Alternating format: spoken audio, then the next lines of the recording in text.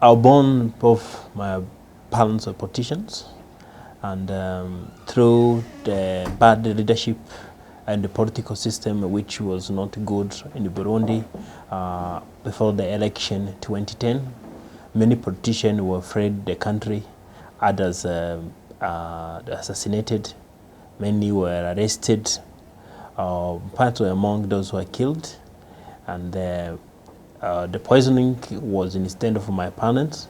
Yeah, I was poisoned, but not someone who was looking to poison me. I took instead of my dad.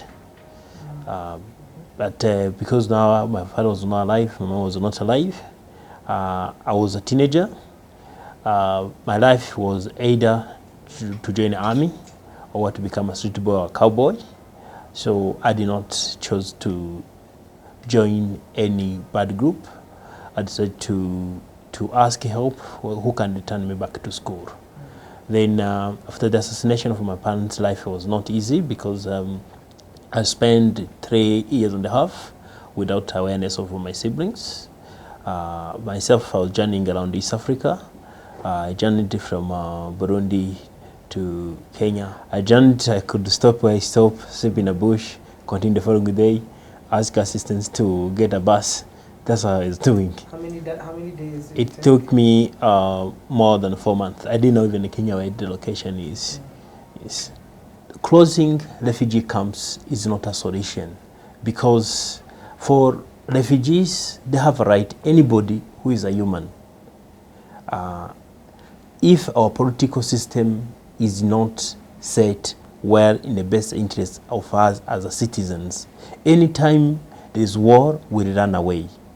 Under United Nations Convention, Section 1951, say you are a refugee once you're outside your country. So what happened to Burundi, to Rwanda, to Congo, to Somalia, to South Sudan? As I talk, those people we see in the refugee camps, they are not the one who are bad. It's misunderstanding, the issues among our politicians.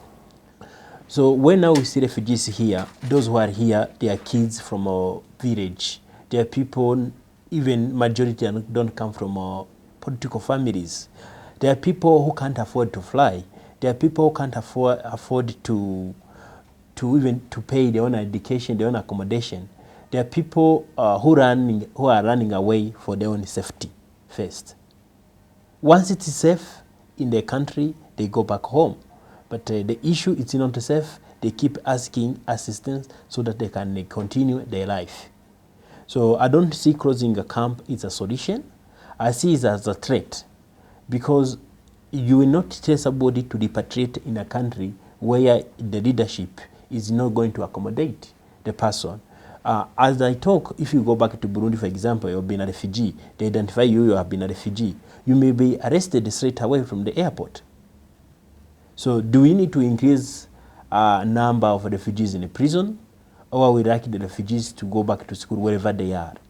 Because once the demand is set, themselves, they will tell that my native country is safe.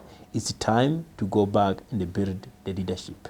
I say it, rather than spending money on repatriation, feeding them, maybe we pay them boarding schools, those ones who are still young. They go to school. We remove them from the camp. We put them to different institutions. They can join many activities towards the global business.